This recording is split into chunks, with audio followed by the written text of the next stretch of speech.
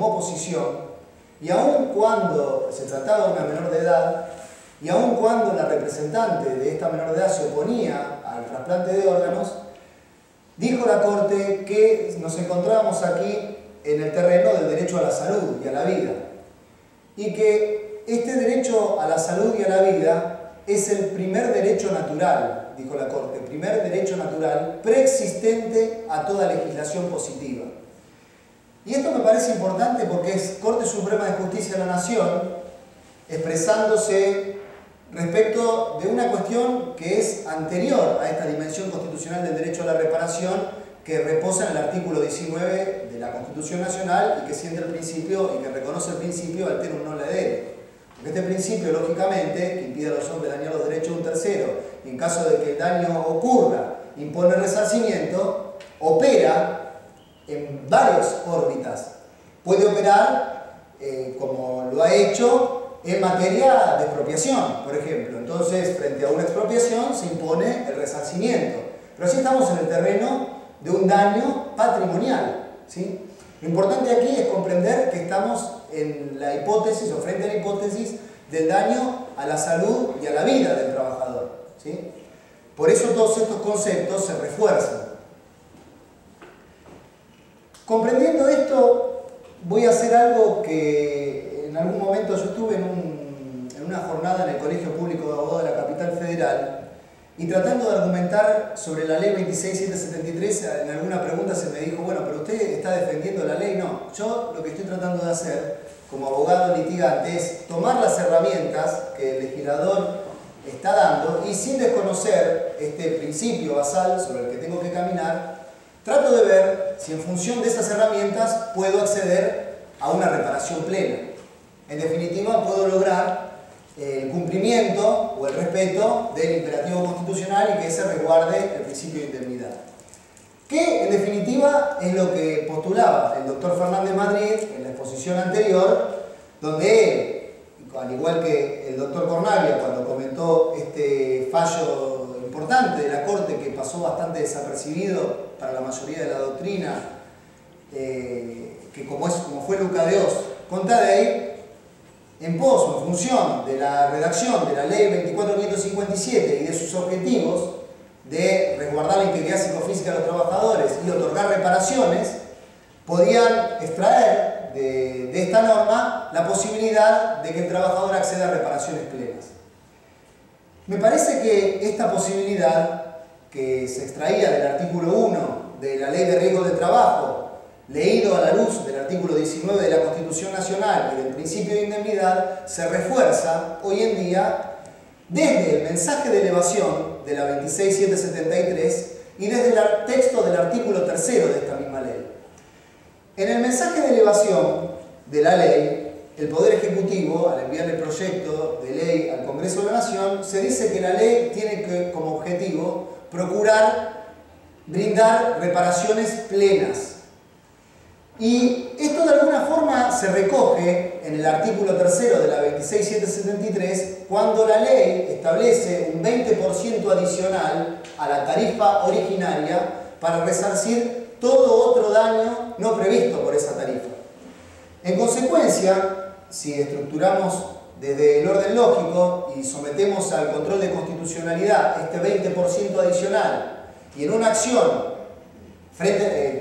entablada en los tribunales, demostramos que ese todo otro daño que intenta resarcir ese artículo 3, en definitiva, no viene a ser cubierto por el 20% adicional que también se establece arbitrariamente, podemos obtener desde el artículo 3 de la 26773 una reparación integral. Y esto anudándolo a las premisas, a las pautas que otorgó la Corte en este precedente Luca de Oz, vuelvo a reiterar, cuando todavía no se hallaba vigente, ¿sí?, ni siquiera esbozado, el texto de la 26773.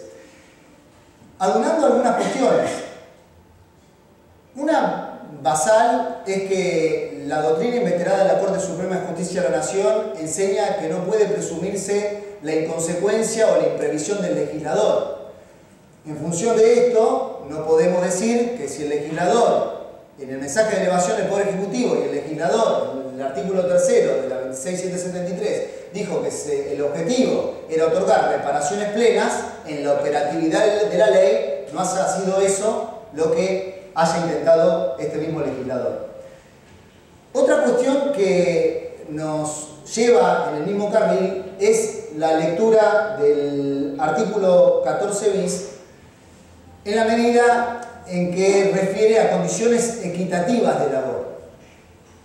Y esto me parece importante, que hay que entenderlo en el terreno de la reparación de daño. ¿Qué es lo equitativo en el terreno de la reparación de daño? Lo equitativo es, para el derecho, lo justo en el caso concreto. En materia de reparación no existe indemnización justa que no sea una reparación plena o integral. En la medida en que la víctima siga aportando parte del daño, esa indemnización no es equitativa. Así creo yo que tiene que ser entendida esta cláusula del artículo 14 bis cuando, como decía el doctor Fernández Madrid, alude a la indemnización equitativa, ¿sí?, trayendo este artículo 14 bis al terreno de los daños laborales. Creo también importante hacer alusión a una serie de cuestiones que, vuelvo a reiterar, permiten o posibilitan la ley 26773.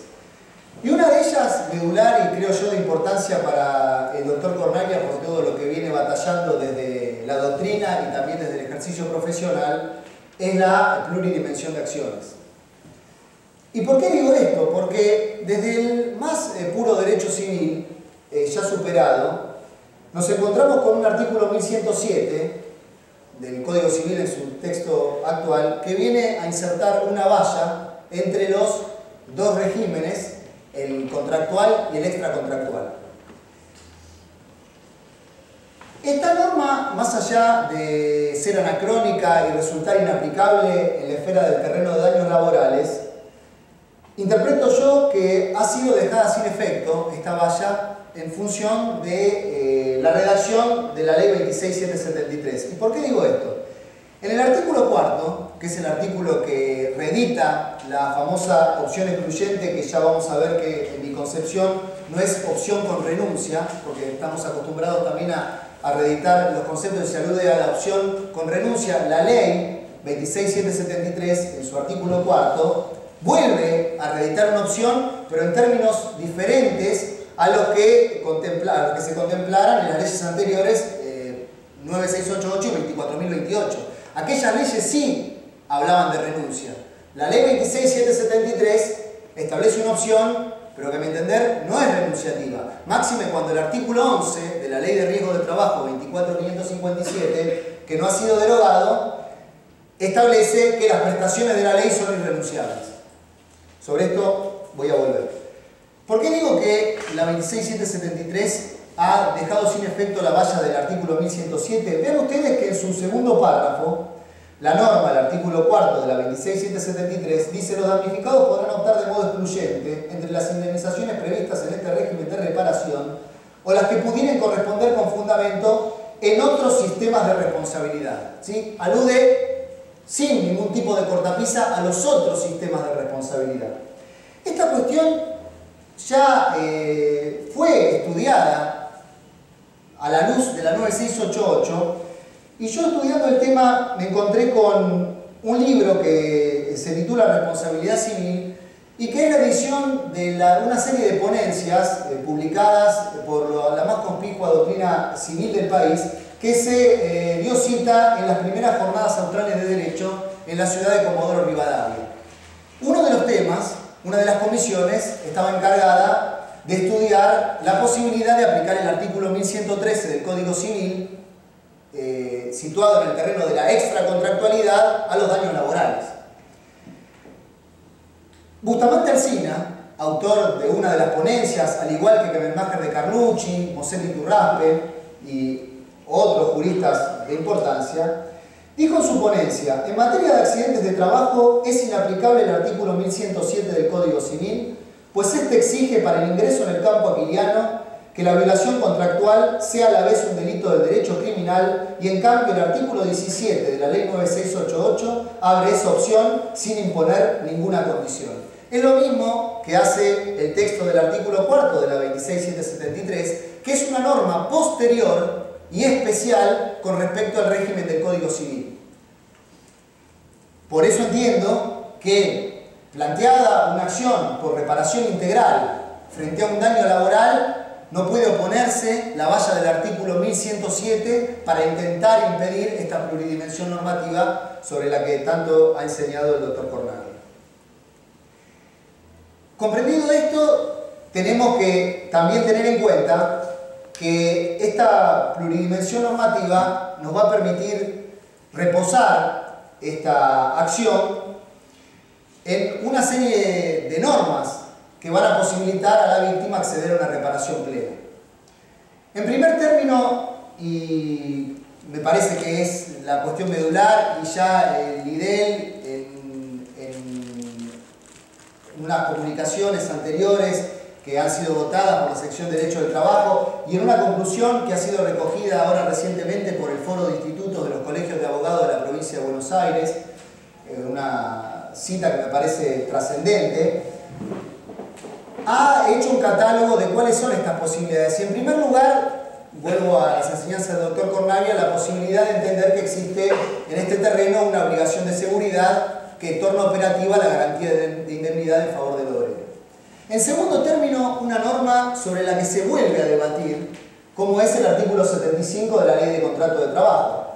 Y digo esto, se vuelve a debatir en Derecho del Trabajo, me parece que de abril, hay una nota del doctor Rodríguez Mancini postulando la imposibilidad de accionar con base en el artículo 75 de la Ley de Contrato de Trabajo, una nota del doctor Horacio Schick en mayo, en Derecho del Trabajo, en mayo de este año, contestando a esta afirmación del doctor Rodríguez Mancini, y esto por una cuestión muy importante y que no escapa a las personas que están litigando en la órbita de la justicia nacional. Leí un trabajo tuyo, Paula, sobre la competencia, y me parece que es una cuestión central porque justamente la invocación del artículo 75 de la Ley de Contrato de Trabajo como norma de derecho común de raigambre laboral, ¿sí?, impide que este pleito sea llevado a la justicia civil como lo sería una acción fundada estrictamente en el artículo 1113 del Código Civil. Entonces, una herramienta importante a tener en cuenta, especialmente la órbita de la Justicia Nacional del Trabajo, no de las provincias porque todavía no han adherido a esta invitación del artículo 17 de la Ley 26773, es una cuestión importante a tener en cuenta en la práctica diaria del abogado litigante. Me parece que también es importante no confundir los conceptos, y creo que en esto va a estar de acuerdo conmigo el doctor, y comprender que es distinta la obligación de seguridad que nace íncita en el contrato de trabajo, ¿sí?, que es tácita, accesoria, con la obligación o el deber de previsión que surge del artículo 75 de la Ley de Contrato de Trabajo. La obligación de seguridad, sobre la que en primer lugar pienso que tenemos que cabalgar, es una obligación de seguridad que impone un resultado, y ese resultado es la ausencia total de daño. El deber de previsión del artículo 75 de la Ley de Contrato de Trabajo, según lo interpreta la doctrina mayoritaria, impone al patrón intentar hacer lo posible, lo máximo a su alcance, para evitar que ese daño en definitiva caezca. Me parece que la diferencia también es central. Por eso, vuelvo a reiterar, no hay que confundir deber de previsión con obligación de seguridad. La otra posibilidad lógica y más que conocida es la posibilidad de aludir o de utilizar el artículo 1113 del Código Civil en función del daño ocurrido con cosas, primera parte del segundo párrafo del artículo 1113 del Código Civil, del daño ocurrido en función del riesgo de la cosa, del vicio de la cosa y del daño ocurrido por la intervención de dependientes del empleador, y esto es el primer párrafo, la primera parte del artículo 1113 del Código Civil. Ampliando más este artículo 1113, la posibilidad de reposar en la jurisprudencia de la Cámara Nacional de Apelaciones del Trabajo, de la Suprema Corte de la Provincia de Buenos Aires, que ya entienden que el concepto de cosa también abarca a las actividades riesgosas. Una posición que también se adopta en el proyecto de Código Civil y Comercial Unificado, sin perjuicio de que este proyecto de Código Civil y Comercial Unificado, como se ha denunciado por el IDEL, parece borrar de un plumazo esta obligación de seguridad en el ámbito de los contratos de trabajo.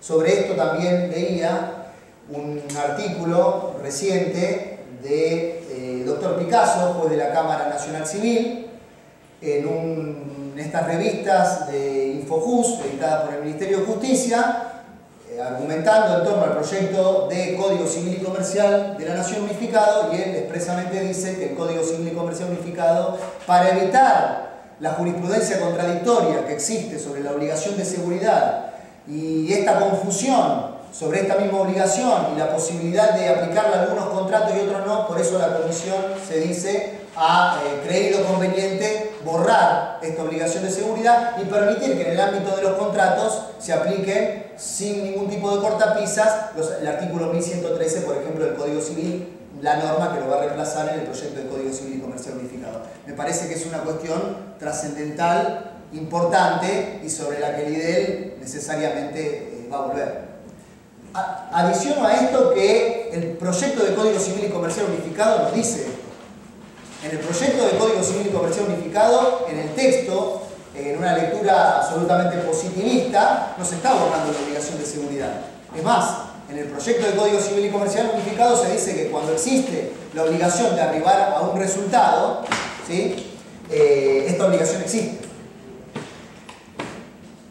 Lógicamente que también vamos a tener la posibilidad de aplicar el artículo 1109, la culpa, y la posibilidad de demandar en función del obrar doloso del empleador, pero por ser hipótesis absolutamente excepcionales y extrañas, creo que es innecesario tratarlo. Comprendido esto, sí puedo ingresar en el análisis de la cuestión de la opción. Pero me parece necesario memorar respecto de esta obligación de seguridad, y hasta que el proyecto de Código Civil y Comercial Unificado no sea ley, y ahí tendremos que batallar desde otro punto de vista o de otra posición, analizar específicamente si esta obligación existe y si la ley 26773 nos otorga otro argumento para reforzar esa existencia de la obligación de seguridad. Y yo pienso que sí. Ven ustedes, la obligación de seguridad fue reconocida por la Corte en este antiguo precedente Monreal Lara Hurtado contra el Estado Nacional del año 1916. Se dice sin mayor análisis que esta jurisprudencia fue dejada de lado por la Corte, pero no se puntualiza en qué pronunciamiento. Bueno, el pronunciamiento es la causa Galuf contra el Estado Nacional. La Corte, para dejar de aplicar la obligación de seguridad en el campo, en el terreno de los daños laborales, hizo pie en la redacción del artículo 17 de la 9688 que establecía la opción. ¿Por qué? Porque el artículo 17 de la 9688 facultaba al obrero a optar entre las indemnizaciones de este régimen especial o las acciones del derecho común por causa de dolo o negligencia del patrón. Dijo la Corte, carece de sentido hoy en día el análisis de la existencia de una obligación de seguridad en el contrato de trabajo, porque el legislador, en su función propia, solamente está permitiendo accionar por las prestaciones, diríamos hoy en día, por las indemnizaciones de la ley especial o por el derecho común a causa de dolo o negligencia del patrón. La ley actual, la 26773, no coloca esta valla. Como leí anteriormente, la ley actual permite optar entre las indemnizaciones previstas en este régimen de reparación, es decir, las prestaciones del sistema, o las que pudieran corresponder con fundamento en otros sistemas de responsabilidad. Y aquí, esos otros sistemas de responsabilidad son, entre ellos, o es entre ellos, la obligación de seguridad que existe en el ámbito del contrato de trabajo. Por eso caigo en este pecado, si se quiere, de analizar o estructurar o razonar reposando en las normas de la 26773. ¿Sí? No incongruentemente, no, sin antes comprender que esta ley es una ley que perjudica los derechos de los trabajadores y que es una ley que va a contramano de la jurisprudencia de la Corte Suprema de Justicia de la Nación y de todos los tribunales del país a partir de las premisas de Aquino y todos los fallos que nosotros conocemos. Situados entonces sí en el tema de la opción, tenemos que tratar de discernir ciertas hipótesis. Yo sostengo que hay ciertos casos en los cuales sería innecesario plantear la inconstitucionalidad de la opción. ¿Por qué? Porque esta opción, en determinados casos, y por la forma en que está estructurada por el legislador, es inaplicable, ¿sí?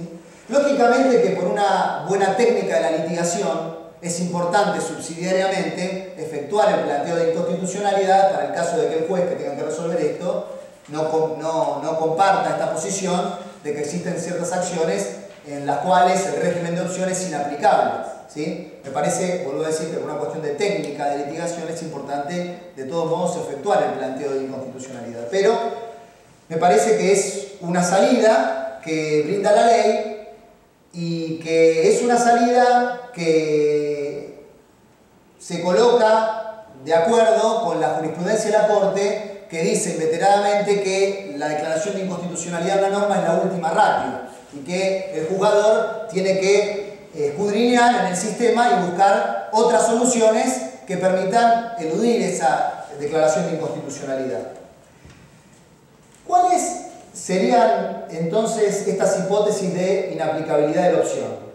Bueno, una primera hipótesis de inaplicabilidad de la opción, pienso yo, que es la acción de derecho común que se entabla contra la RT u otros terceros.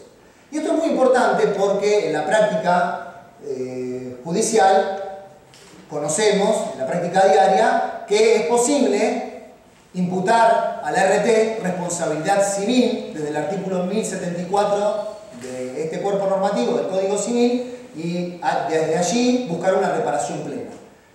Considero yo que esta clase de acciones, donde se está demandando por la reparación plena desde una vía del derecho común, denominado así por oposición al régimen especial de reparación que conforma la Ley 24.557 y la Ley 26.773, que en esta hipótesis el sistema no hace jugar a la opción.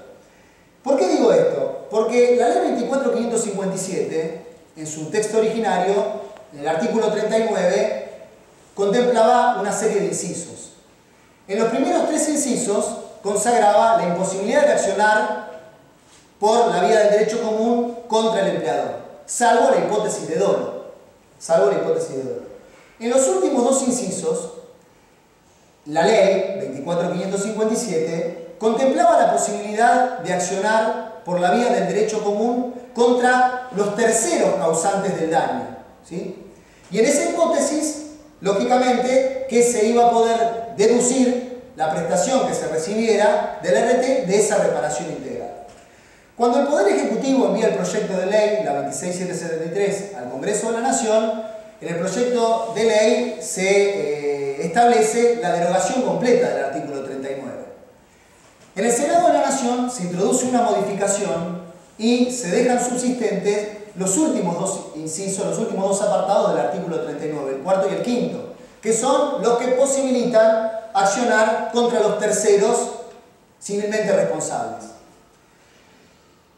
Los terceros en un contrato de trabajo son, y sobre esto pienso que no puede haber discusiones, más allá de la hipótesis del artículo 26 y que aquí me parece que por una cuestión de técnica de litigación también no sería conveniente considerar empleador a otros sujetos que en función del artículo 26 podríamos considerar empleador.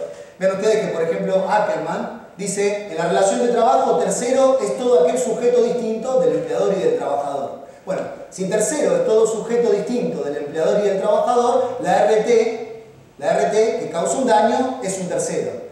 Como el artículo 39, apartados cuarto y quinto, están vigentes y son ratificados en su vigencia por la 26.773, en esta hipótesis existe la posibilidad de accionar sin que juegue la opción excluyente.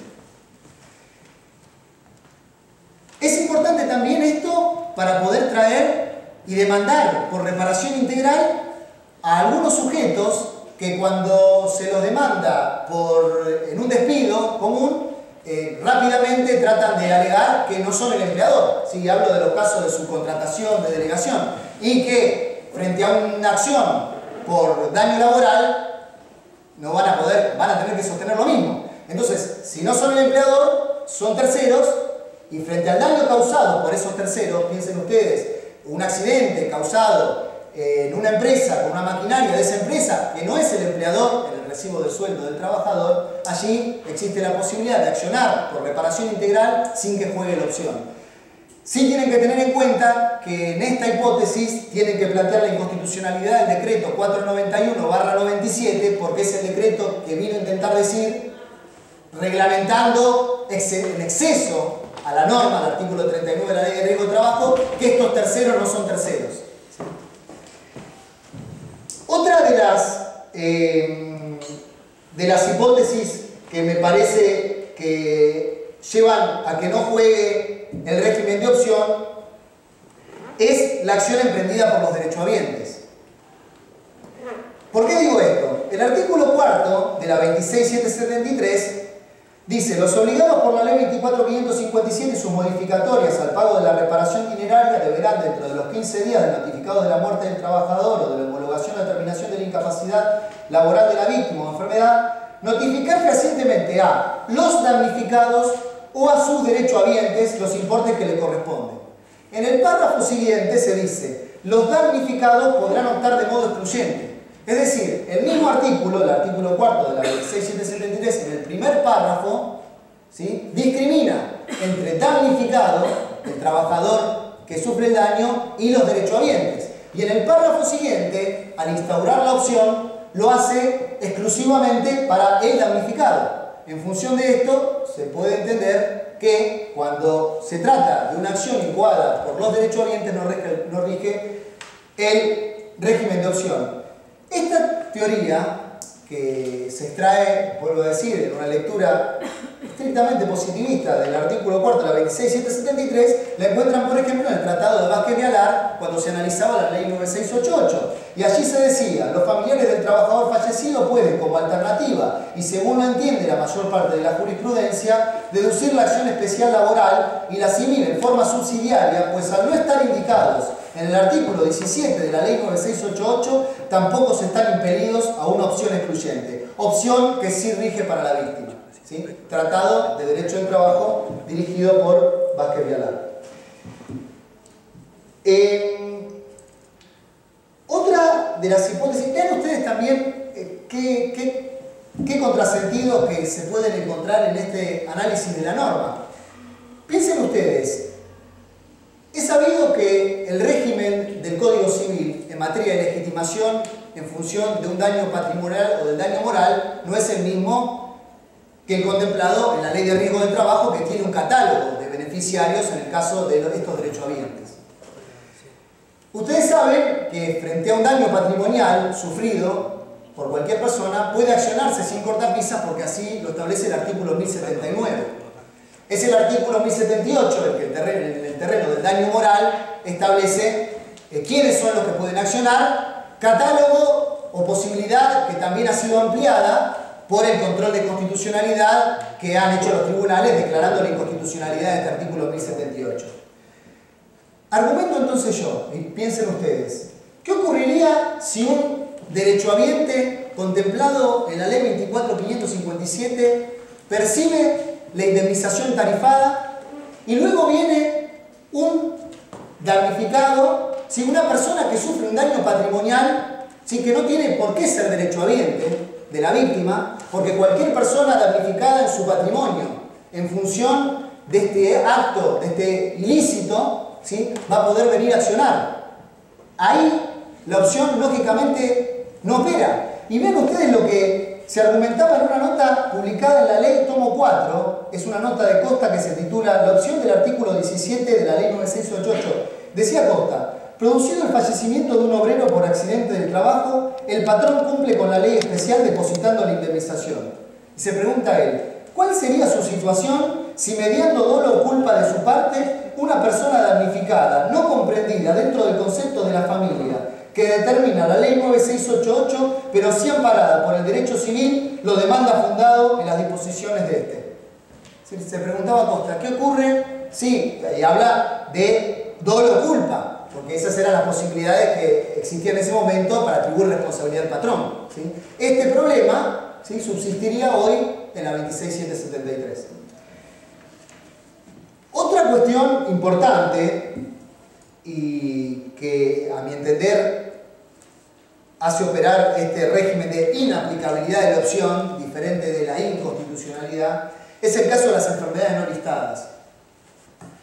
Considero yo que si el legislador pretende colocar al obrero frente a una opción excluyente, frente a una disyuntiva, necesariamente tiene que ofrecerle o las prestaciones del sistema o la posibilidad de accionar por la vía del derecho común. Como en el caso de las enfermedades no listadas, en principio no existen prestaciones del sistema y va a tener que ser el damnificado el que tenga que procurar su reconocimiento, aquí no es lógico que se considere instaurada la opción frente a una prestación que en principio no existe. Salgo de este régimen de inaplicabilidad de la opción e ingreso ahora sí de lleno en el tema que nos convocaba y que es la inconstitucionalidad de la opción. En primer lugar, la inconstitucionalidad de la opción, en el caso que se la considere renunciativa, viola los principios del derecho del trabajo, sin lugar a dudas: indemnidad, irrenunciabilidad, progresividad y, lógicamente, la operatividad en el terreno de daños laborales del principio general de no dañar alterum non ledere. Como enseñaba Goldenberg, y es una cita que trajo a colación el doctor Fernández Madrid en su exposición, la legislación laboral puede ser dictada, o debe ser dictada siempre para ampliar los derechos del trabajador y nunca para restringirlos. Por eso es incongruente, y por eso sería incongruente, que la ley 26773 fuera leída como una opción renunciativa. Otro argumento central, y que lógicamente no puede haber pasado inadvertido para el legislador, es la vigencia del artículo 11 de la Ley de Riesgo de Trabajo. El artículo 11 de la Ley de Riesgo de Trabajo 24557 establece explícitamente que las prestaciones de la ley son irrenunciables. Y esto tiene una importancia capital. ¿Por qué? Porque la 24557, según expresa el artículo 1 de la 26773, conforma con esta última un mismo régimen de reparación de los riesgos laborales. Por ende, no puede haber contradicciones o inconsecuencias intrínsecas en el mismo régimen. La 26773 no puede convertir en renunciable lo que la misma ley, ¿sí?, que forma parte del régimen junto con ella, considera irrenunciable. Por eso, si se quiere instaurar la posible o el posible régimen de opción, esta opción jamás puede ser entendida como renunciativa.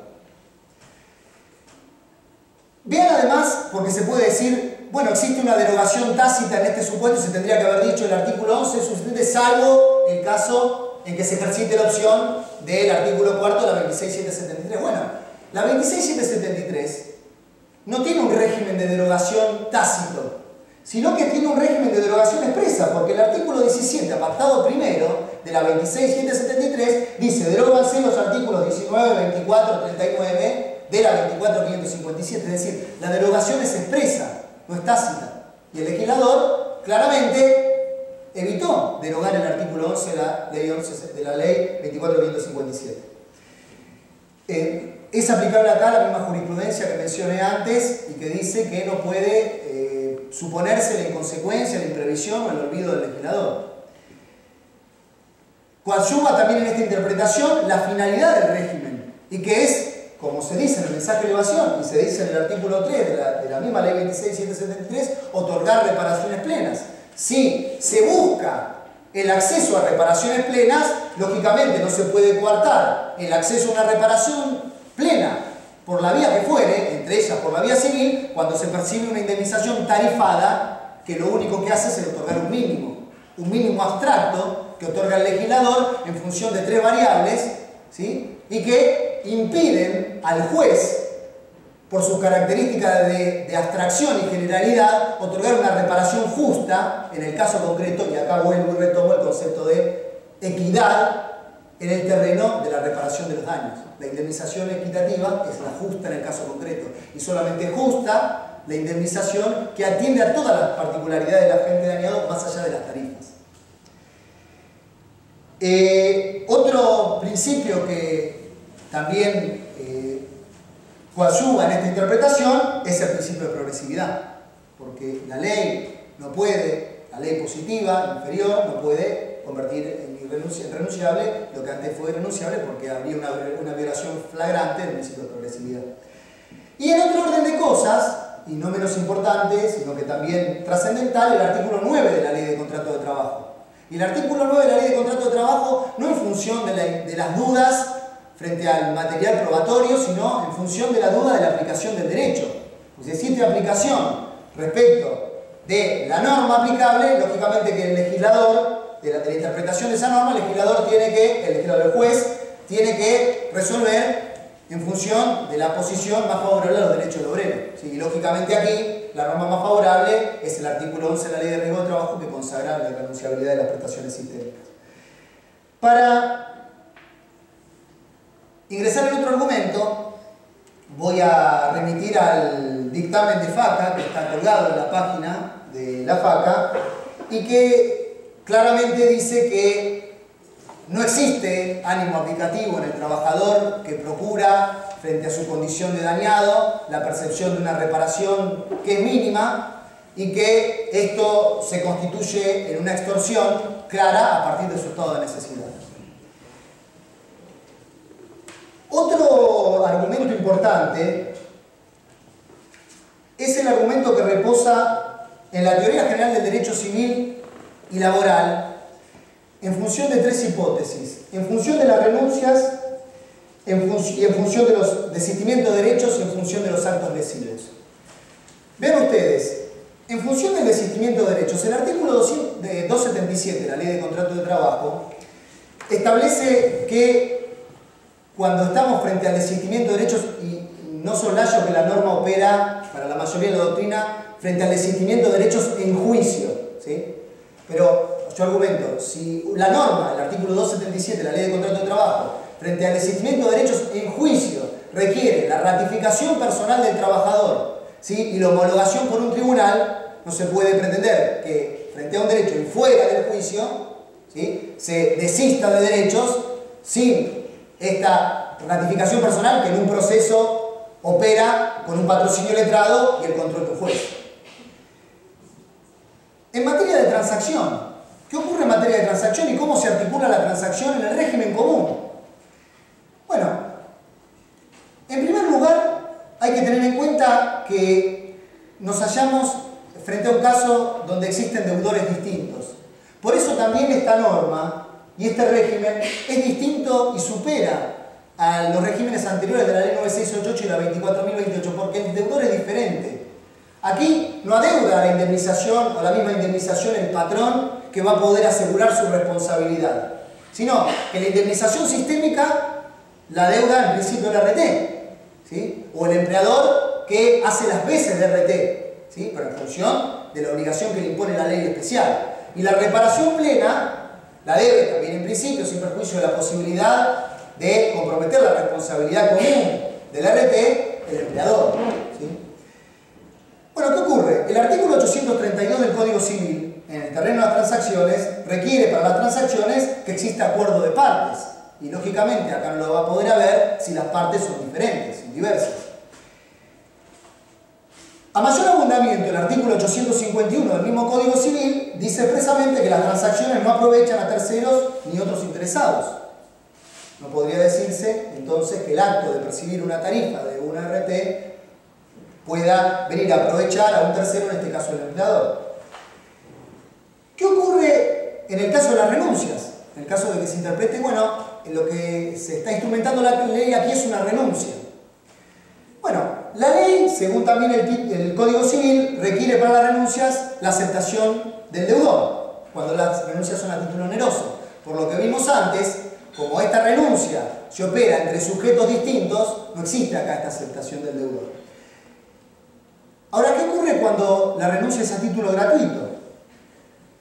Cuando la renuncia es a título gratuito, esta renuncia se rige, según dice el artículo 871 del Código Civil, por las reglas de las transacciones. ¿Y qué ocurre en el campo o en el terreno laboral en la órbita de las transacciones?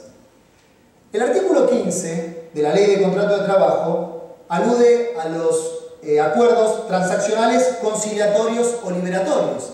Y como ustedes bien saben, estos acuerdos tienen que ser sustanciados ante la autoridad administrativa o judicial y tiene que mediar una declaración que expresamente valore y exprese que se obtiene, en el caso, una justa composición de los derechos y intereses de las partes. Declaración que lógicamente no existe en el caso del ejercicio de esta opción. Por ende, no podemos considerar que nos encontramos frente a una transacción válida desde el derecho laboral. Ahora, hay una cuestión que me parece importante también tener en cuenta, y que es que el artículo 15 dice, o alude a los acuerdos transaccionales, conciliatorios o liberatorios, ¿sí? Es decir, alguna doctrina he leído en el comentario del artículo 15 de la Ley de Contrato de Trabajo, la opinión, por ejemplo, de Ramírez Bosco, que dice que esta liberatorio es sobreabundante y que solamente hay acuerdos transaccionales o conciliatorios. Bueno, me parece que en función de la 26773 esto no está de más aún cuando esta conjunción disyuntiva o denota que existe una alternativa y que no es lo mismo la transacción, la conciliación o la liberación. Otro argumento más es el que nos da el artículo 954 del Código Civil desde la órbita de la lesión. Y yo quiero que quede claro una cuestión. Yo no estoy argumentando la aplicación directa de estas normas, ¿sí? Porque es el legislador el que viene a instaurar la renuncia, ¿sí? Es el legislador el que viene a decir, aquí si usted, en la hipótesis de que no se comparta la postura que yo sustento de que la opción no es renunciativa, es usted el que si cobra esto, renuncia a esto otro. Por eso no propugno yo la aplicación lisa y llana, ¿sí?, de la teoría de la lesión, porque es la ley, vuelvo a decir, la que viene a instaurar la renuncia. Pero considero que no podemos soslayar toda la doctrina que se conformó a partir de todas estas hipótesis de desistimiento de derechos, de transacciones y de actos lesivos. Y a la hora de analizar esto a la luz de los actos lesivos, lógicamente que aquí existe necesidad, desproporción en las prestaciones y explotación de un estado deficitario. Sobre esto voy a volver al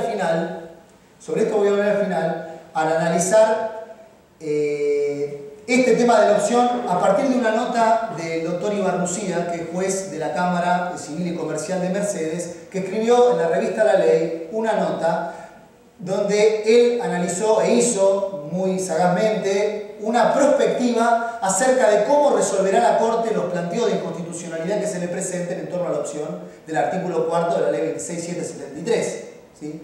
Y él alude y hace pie en un estado de necesidad, pero un estado de necesidad que asimila a una situación de extrema pobreza, ¿sí? Y considero yo que no ese es el estado de necesidad que tiene que jugar a la hora de analizar esta cuestión, porque no es ese el estado de necesidad que opera en el Código Civil como enseñan la doctrina civil tradicional, entre ellos Borda y Llambias.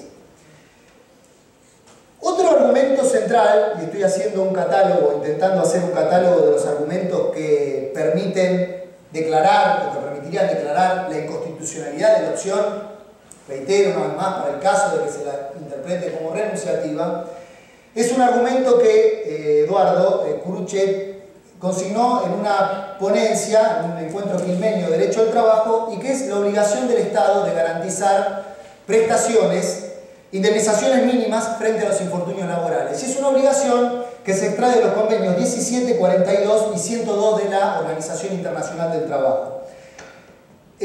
Máxime cuando el término garantizar, según enseña o se extrae del diccionario de la lengua española de la Real Academia, implica otorgar certeza sobre algo, ¿sí? El Estado quita esa certeza si instaura esta opción excluyente o renunciativa. Por eso, en función de esta argumentación, se estarían violando estos convenios de la Organización Internacional del Trabajo. Otro argumento que aquí en este catálogo tengo como sexto argumento es la violación del principio de progresividad. En función de la regresividad de la ley 26773, incluso con el texto de la 24557, más allá de sus injusticias e inconstitucionalidades manifiestas. Y esto lo argumento desde el mismo artículo 39 de la Ley de Riesgo de Trabajo. Porque el artículo 39 de la Ley de Riesgo de Trabajo, en sus primeros apartados, que hoy están derogados, permitía un cúmulo incluso absoluto, sin deducción alguna, porque aquí la ley nos decía, como en los últimos incisos, se deducirán las prestaciones que se percibieran del ART. En el caso de dolo del empleador, ¿sí?, la posibilidad de acumular las prestaciones, de acumular las indemnizaciones, ¿sí? Bueno, en el régimen actual de la 26773, la norma sería regresiva frente a esa hipótesis lógicamente excepcional de la 24557, porque con el texto, reitero, el texto actual de la ley, aún frente a un caso donde el daño sea producto de la actividad dolosa del empleador, no se podrían acumular indemnizaciones como se lo hizo, como se podía hacer en el régimen de la 24557 originario, y aquí vendría a jugar también la opción excluyente.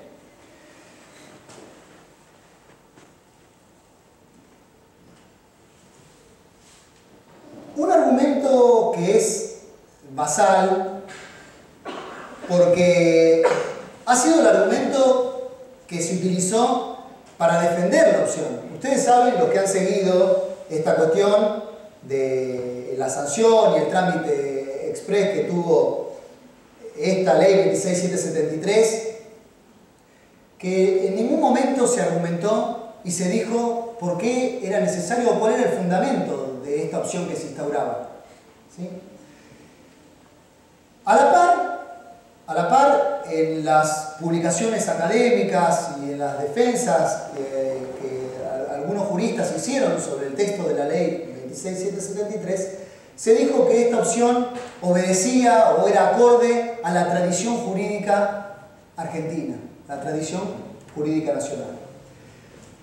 Por eso yo pienso que otro argumento para cuestionar esto es justamente el cuestionamiento a estos regímenes de opción. Ven ustedes, ya en el año 1936, la doctrina, y en primer lugar voy a aludir a la doctrina y luego voy a ir a la jurisprudencia y luego voy a mencionar un antecedente legislativo donde esta opción se dejaba de lado, y voy a demostrar en estos tres supuestos que es falso el argumento que sostiene que esta opción excluyente renunciativa obedece a una férrea tradición jurídica nacional. En el año 1936 se publicaba una nota donde Costa, a quien cité antes, decía que la opción es un error porque se trata de acciones distintas, con fundamentos y finalidades diferentes, y él decía, se mueven en planos diversos y por eso mismo no se excluyen. Al cumplirse 50 años de la promulgación de la Ley 9688 en Derecho del Trabajo, el tomo del año 1965, Bulminelli publicó un artículo que tituló La Ley de Accidentes del Trabajo a 50 años de su promulgación, y allí tajantemente dijo: aún queda vigente esa cláusula absurda del artículo 17 por el cual la opción que haga el obrero accidentado por la ley especial o por la ley común importa la renuncia ipso iure de la acción no ejercida. Esa opción no tiene precedentes en nuestra legislación.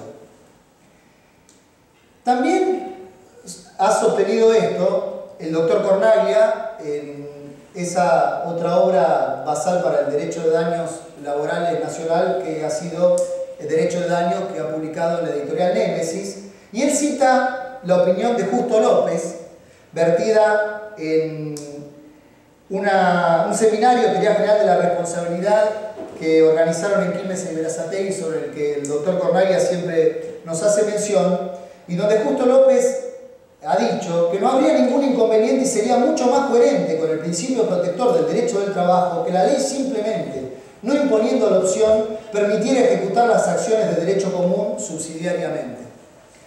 Sobre esto también postuló Fernández Gianotti en una nota que publicó en un libro, en una obra colectiva que se titula La responsabilidad, que es una obra homenaje al profesor Isidoro Goldenberg, que como enseñó acá, o como mencionó el doctor Fernández Madrid, laboralizó el derecho civil y civilizó el derecho del trabajo.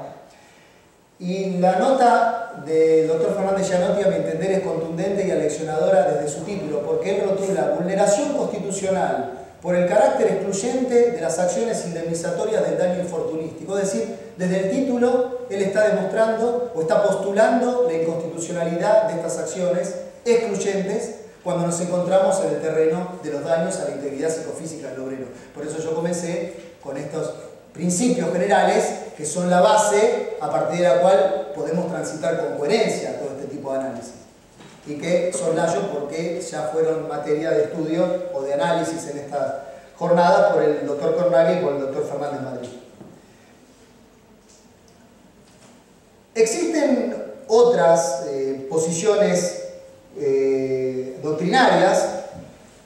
El doctor Rodríguez Ayache, en una obra Acción Civil en los Accidentes de Trabajo, se pronuncia en este sentido, y también el doctor Ackerman, en su libro La responsabilidad civil en la ley de riesgo de trabajo, un libro de la editorial Hammurabi del año 1998, él decía: la opción nunca fue una respuesta adecuada, ya que en muchos casos ponía al trabajador o a su familia frente a una elección dramática entre el área de una reparación con vocación de integralidad o plenitud, subordinado a una decisión judicial que acogiera adecuadamente su reclamo, y una indemnización insuficiente a la que de todos modos debía renunciar si efectuaba el reclamo de la reparación plena del daño al amparo de las normas civiles.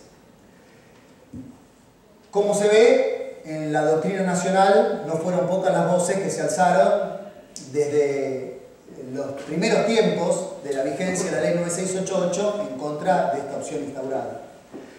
La jurisprudencia también tiene una importancia capital en este campo, y aquí me parece importante memorar los votos que se emitieran a comienzos del siglo XX en el seno de la Cámara Civil.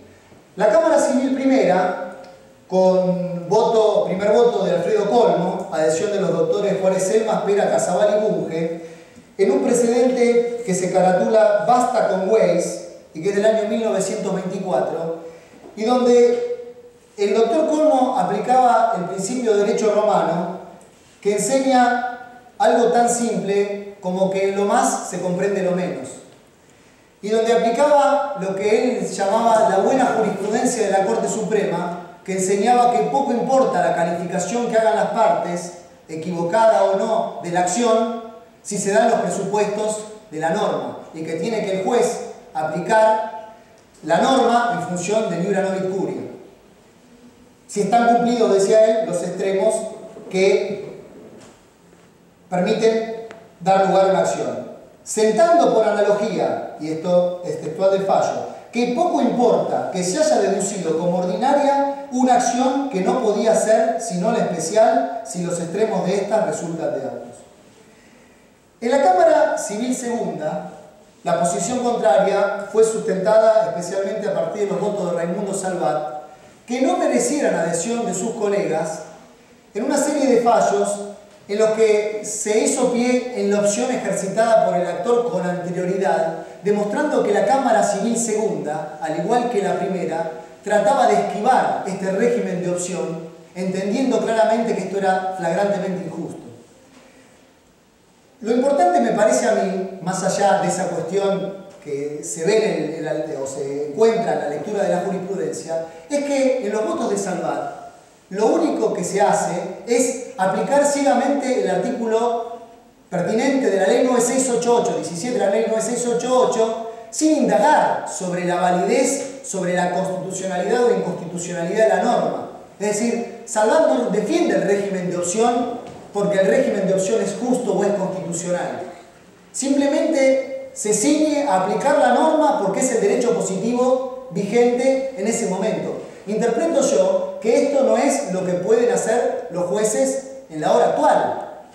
En el foro de Institutos de Derecho del Trabajo de los Colegios de Abogados de la Provincia de Buenos Aires, que tuvo su reunión ahora en el mes de abril, a fines de abril, en la ciudad de Mar del Plata, yo hacía mención a un fallo señero a la hora de hacer un análisis, un control de constitucionalidad, y que es la causa Segian contra SAC de Segian, y es control de constitucionalidad en materia de divorcio vincular y de la imposibilidad de disolver el vínculo matrimonial y de recobrar para la persona que se había divorciado la aptitud nupcial, ¿sí? ¿Qué se dijo allí? Y yo recomiendo la lectura fundamentalmente, lógicamente, de todo el fallo, pero especialmente de un voto del doctor Baquet. Allí se dijo lo que podía parecer justo, ¿sí? O lo que podía parecer adecuado de acuerdo al pensamiento de una época y de una sociedad, puede que a la luz de los pensamientos, de las ideas, de la moral de otra sociedad sea injusto. Y esto me parece que es lo que ocurre luego del reconocimiento de la dimensión constitucional del derecho a la reparación en materia de daños laborales desde Aquino, Luca de Oz y toda la retahíla de fallos que ya hemos mencionado, sin perjuicio de que Vialet Macé reconocía esto en el año 1904 y en el informe sobre el estado de las clases obreras a comienzo del siglo decía es el colmo de la inmoralidad que el patrón se enriquezca con el peligro del obrero, ¿sí? Y que frente al daño no responda, ¿sí? Bueno, pasaron 80 años y en la Corte explícitamente se reconoció esto, dicho en otras palabras, quizás no con esa profundidad y con esa vehemencia que caracterizaba a las enseñanzas del doctor Vialet Macé, pero es, pienso yo, claro que no se puede retrogradar, y por eso mismo el doctor Rodríguez Mancini, en esta separata que publicó la ley, en otros artículos anteriores y posteriores, dice que a la opción excluyente no se puede volver, a la luz de los fallos de la Corte Suprema de Justicia de la Nación, y él cita Biosco, Cachambi, y sobre eso también voy a volver. El antecedente parlamentario, una cuestión también importante, también se pidió en torno a esto la Cámara Nacional de Apelaciones del Trabajo. Un fallo de la Sala Primera, voto del doctor Baldovino con adhesión del doctor Petoruti, del 14 de diciembre del año 1954, sustentando lo mismo y citando el fallo y el voto del doctor Colmo en la Cámara Civil en el año 1924, y otorgando las prestaciones o las indemnizaciones de la ley en una acción de derecho común en la que a la postre no se acreditaron los requisitos para que prospere la demanda, y cuando sí se habían acreditado los requisitos que permitían encuadrar el caso en una contingencia de las que hoy conoceríamos como parada por la 24.557. El antecedente parlamentario es la ley 23.146, que en su artículo 10 modificaba el artículo 17 de la 9688 para dejar establecido que los trabajadores amparados por la presente ley o sus derechohabientes en su caso podrán reclamar conjuntamente las indemnizaciones tarifadas que les confiere la misma y las que pretendan la reparación integral del daño según el derecho común.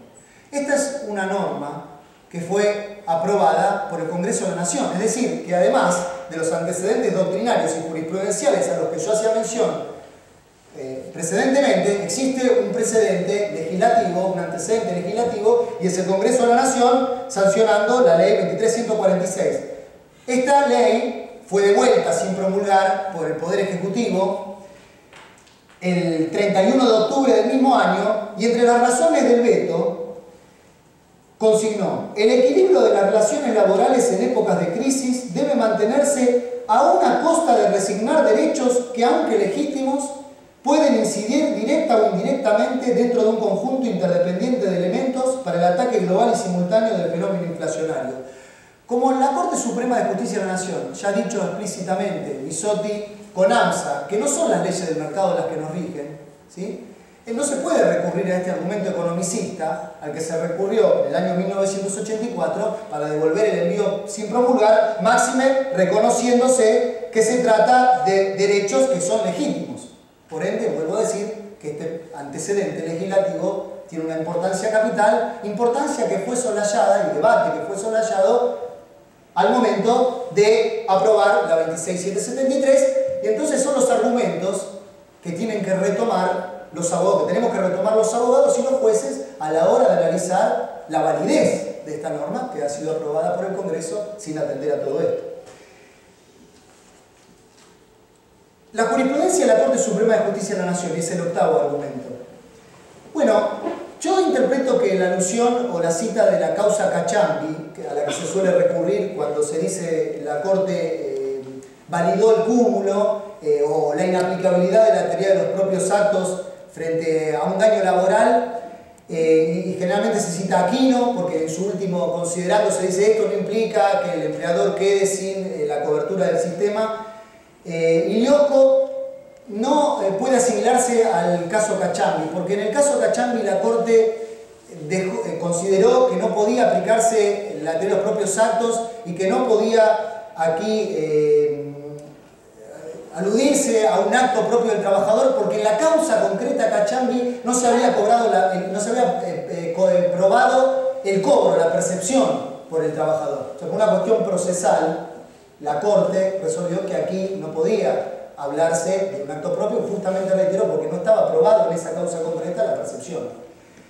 Esto no es lo mismo o no es lo que ocurre en la causa Iliosco, y me parece que no es lo que deja entrever la Corte, y sí considero y sé que no es una causa fallada en torno a la 26773, pero sí que es una causa fallada en el terreno de daños laborales cuando una persona se está desempeñando para otra, y que es la causa Rodríguez Pereira de la Corte Suprema de Justicia de la Nación del 27 de noviembre del 2012, es una causa fallada con posterioridad a la sanción de la 26773. Es el caso de un conscripto que en el servicio militar sufre un daño y que percibe la prestación que la ley especial, la indemnización que la ley especial otorga, y que luego acciona por la reparación integral ya percibida la indemnización especial, pero con el aditamento de que no plantea la inconstitucionalidad, ¿sí? Entonces aquí la Corte oficiosamente trata la cuestión de la constitucionalidad, ¿sí? Declara la inconstitucionalidad del régimen, dice que no importa que el trabajador haya percibido, ¿sí? Y es una norma, un precedente que ha sido estudiado, mereció incluso, si ustedes buscan el diario La Ley, de uno de los diarios La Ley del mes de diciembre, se encuentran con que la ley en su portada tiene 4 notas en la portada, no una sola nota de un doctrinario, sino que tiene 4 notas de 4 constitucionalistas, entre ellos la doctora María Angélica Geli, Gil Domínguez, no recuerdo, me parece que el doctor Sagüez, y dos de ellos hacen pie expresamente en que la Corte se está expidiendo de esta forma, además en un caso que toca a la dimensión constitucional del derecho a la reparación. Y esto es importante y les sugiero la lectura.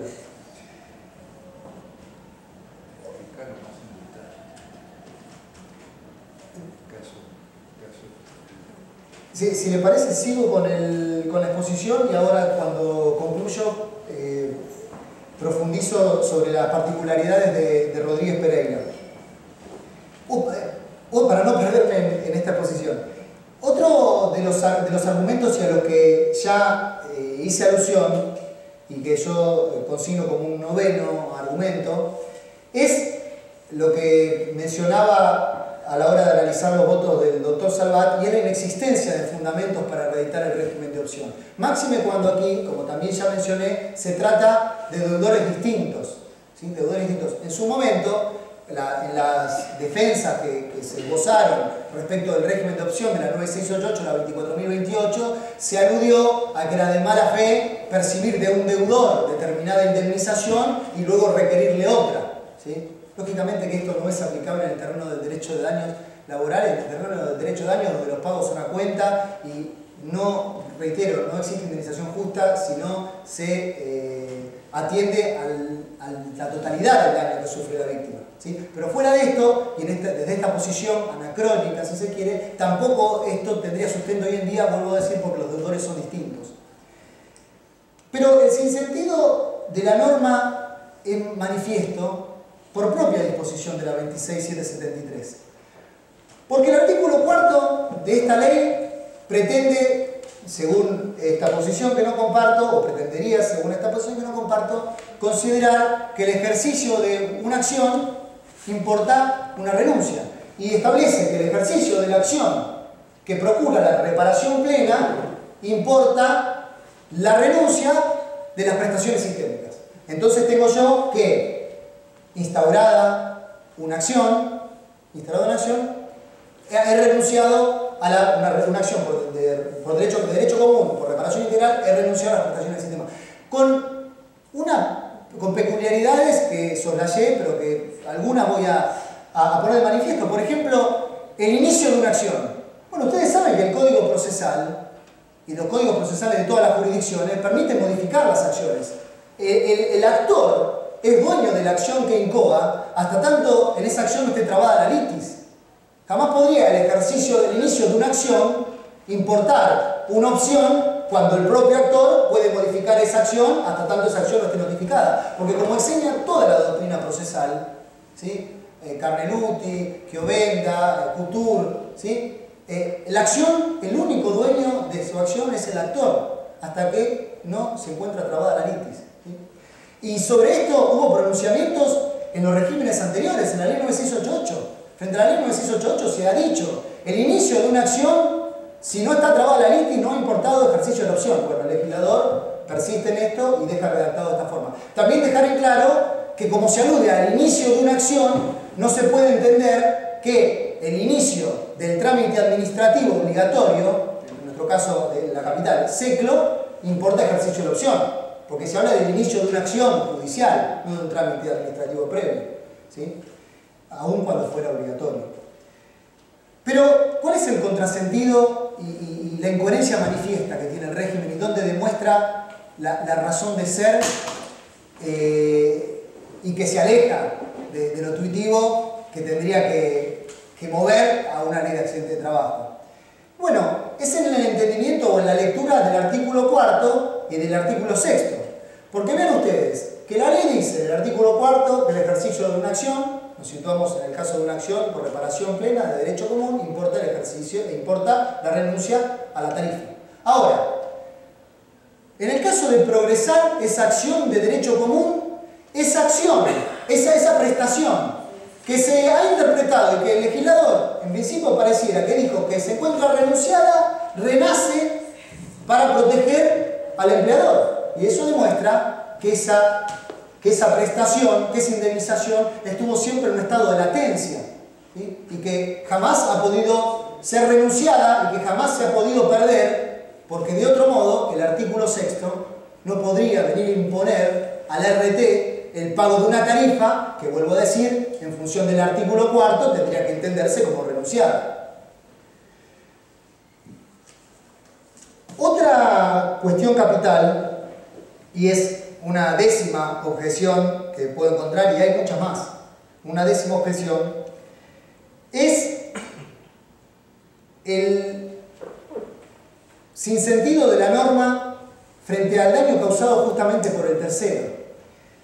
En algunos votos que se encuentran en esta jurisprudencia bastante antigua, pero que me parece que recobra vigencia y es en la que tenemos que abrevar a la luz de escudriñar sobre la validez de este régimen de opción, porque lo habíamos olvidado desde la sanción de la 24.557 y desde mediados de la década del 90 nos dedicamos a analizar y a cuestionar otros temas, y ahora necesitamos volver a todo esto. Y cuando se vertían votos interesantes, antiguos, de la Cámara Civil de la capital, se decía, no puede ponerse en un pie de igualdad a la persona que sufre un daño, porque se encuentra permanentemente a disposición de otra, sujeta a una labor o a un horario, que a un tercero que sufre un daño o a un tercero que causa ese daño. Bueno, la norma acá vuelve a demostrar el contrasentido en la última parte del artículo 39, porque tenemos que si el daño es producido por el empleador, que es el que tiene la obligación de garantizar la indemnidad, y es el que tiene la obligación de procurar que la persona dependiente, en función de la cual él está lucrando, ¿sí? Y donde campea el principio de la generalidad del riesgo, ¿sí? Sufre un daño esta persona se encuentra con la renuncia de la posibilidad del obrero dañado de procurar la reparación plena si este obrero dañado procura la tarifa. Ahora, cuando ese daño es producido por un tercero que se halla sujeto al deber general de no dañar, que es mucho más amplio que esta obligación de seguridad o que esta positivización del principio de indemnidad, o que incluso es más amplio que este deber de previsión del artículo 75 de la Ley de Contrato de Trabajo, porque no tenía un vínculo previo con esa persona dañada, sino que la daña meramente, si se quiere, por una cuestión accidental, ¿sí? Por una cuestión accidental, fortuita, hasta podría ser. Entonces, en ese daño causado por un tercero, el obrero sí puede procurar la tarifa y además la reparación plena. La reparación plena, lógicamente que tiene que poder procurarla ahí, y vuelvo a esto de la indemnización justa como indemnización plena y equitativa, pero también, principalmente, tiene que procurarla cuando el daño es causado, ¿sí? O el daño es ocasionado, para salir de la causalidad, ¿sí? Es ocasionado en el contrato de trabajo, ¿sí? El contrato de trabajo es ocasión de ese daño. Allí, necesariamente, no puede prohibirse este ingreso o esta posibilidad de procurar la reparación plena. Como argumento número 11, o 11º, puedo aludir a la irrazonabilidad de la normativa. Y ya hemos visto distintas hipótesis de irrazonabilidad. Pero la irrazonabilidad desde el análisis constitucional y desde la doctrina conocida de la Corte, que dice que las normas son pasibles de análisis constitucional y de reproche cuando los medios no se adecuan a sus fines o estos consagran una manifiesta iniquidad, ¿sí? La jurisprudencia de la Corte tiene o evidencia una serie de pronunciamientos que son muy claros al respecto, y yo he tomado 2 o 3 en la obra que he presentado. Uno de ellos, en una causa caratulada Martínez, que se falló en atención a que en determinado momento se había establecido para el delito de robo de automotores una pena mayor que para el homicidio simple, ¿sí? El Estado, preocupado por una ola delictiva y por intentar evitar, como si esta fuese la forma además de evitar este tipo de delitos, consideró que se podía dictar una ley que estableciera una pena dura y que en definitiva, leída a la luz de todo el Código Penal, venía a implicar una pena mayor, vuelvo a decir, que para el homicidio simple. La Corte dijo, esta disposición es irrazonable. Esta disposición es irrazonable. Lo mismo ocurre con la opción del artículo 4 de la ley 26.773. Ya dije, o ya aludí al caso Segian contra SAC de Segian, y específicamente voy a mencionar que esto a lo que aludí antes y que son las palabras del doctor Baquet, él dejó en claro que otros hombres en otras épocas pueden haber estatuido determinado régimen y puede también que el mismo haya sido entonces un criterio legislativo adecuado, más allá de su carácter opinable. Pero el control de constitucionalidad no puede desentenderse de las transformaciones históricas y sociales. La realidad viviente en cada época perfecciona el espíritu de las instituciones de cada país o descubre nuevos aspectos no contemplados antes, sin que pueda oponérsele el concepto medio de una época en que la sociedad actuaba de manera distinta.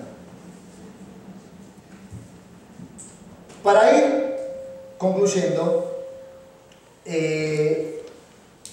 les sugiero entonces, porque tengo poco tiempo, la lectura de esta nota del doctor Ibarlucía y esta perspectiva acerca de cómo resolverá la Corte la constitucionalidad o inconstitucionalidad de la ley, de la opción de la ley 26.773, más allá de que yo no comparto esta asimilación que se hace entre necesidad y ahogo económico. Considero que la necesidad aquí se refiere a un temor inspirado por un mal. Y aquí el mal es que si el trabajador cobra la tarifa, pierde la reparación plena y que si procura la reparación plena sobre la que existe un área pierde la tarifa y por ese mal, inspirado por ese mal es que obra en uno u otro sentido, ¿sí? y no por otra cosa. Pero sí me parece interesante la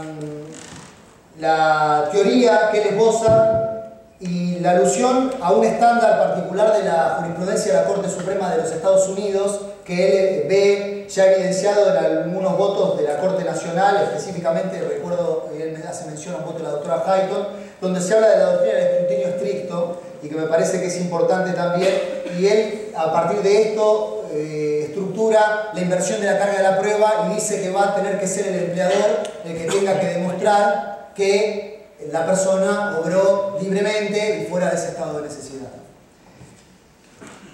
La última cuestión, para terminar, porque me parece de una importancia capital, es esta ausencia de carácter renunciativo. Y me parece de importancia capital por la comparación de la letra fría de la ley 9688, de la ley 24.028 y de la ley 26773. Ven ustedes que el artículo 17 de la 9688 decía que la percepción de las prestaciones sobre el inicio de una acción importa la renuncia ipso facto, ¿sí?, de las prestaciones. La ley 16, el artículo 16 de la 24.028 decía, con una redacción similar, importa la renuncia al ejercicio de las acciones y derechos. Es decir, las dos normas establecían positivamente, explícitamente, claramente, que el ejercicio de una acción o el cobro importaba la renuncia. En el texto del artículo 4 de la 26.773 jamás se declara esto. Jamás se dice que el ejercicio de una acción importa la renuncia, ¿sí? Y en esto hay que tener en claro que la intención de renunciar no puede presumirse, eso lo ha dicho la Corte Suprema de Justicia de la Nación y eso también dice el artículo 874 del Código Civil. Por eso considero yo que hay que estar, o que debemos estar, también a la antigua doctrina, y por ejemplo aquí una cita de De Viali que trabajaba sobre la ley 9688, pero que también pensaba qué ocurre frente a supuestos normativos que establecen opciones sin establecer a la par el carácter renunciativo del ejercicio de una de estas acciones que posibilita esa ya aludida opción. Decía De Viali, en otros casos rige el principio general por el cual el juez debe aplicar también de oficio el derecho que en el caso concreto y según su entender resulta más favorable al trabajador, aunque éste haya invocado un derecho distinto. Y esto es lo importante. A falta de una disposición taxativa de la ley, el derecho de opción no importa por sí mismo una renuncia al derecho más favorable que el trabajador podría invocar por el mismo hecho, sino simplemente la prohibición de acumular dos beneficios. Así tiene que ser entendida la opción, según enseñaba De Viali, en una ley o para una ley que tiene la redacción que tiene hoy en día la ley 26773.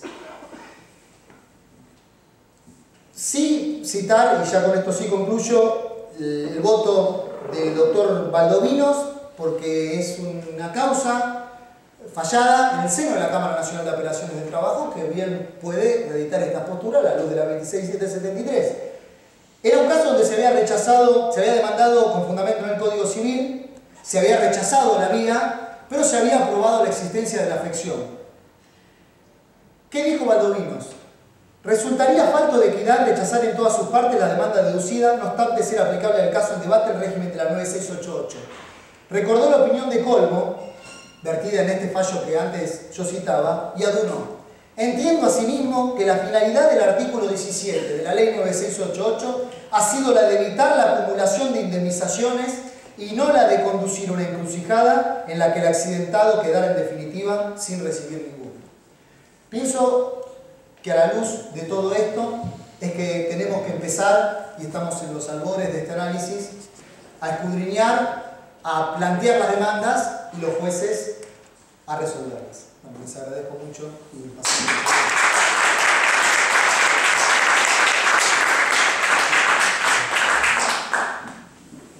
Antes de recibir preguntas, quiero anunciar que el ciclo continúa el 29 de mayo 20 horas, especialmente puntual para las conexiones con los colegios, el tema horario, con la conferencia que dará el doctor Juan Ignacio Orsini, que es prosecretario laboral de la Suprema Corte de la provincia de Buenos Aires, el profesor de Derecho del Trabajo de la Universidad Nacional de La Plata.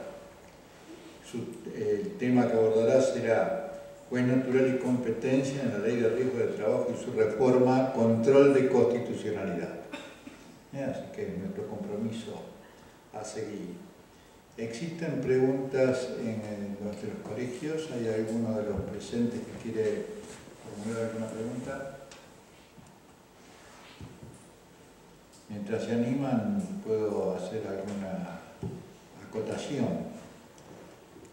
El doctor hace mención a las posiciones de Baldovinos, allá por el año 1954, en una de las salas de la Cámara Nacional de Operaciones del Trabajo.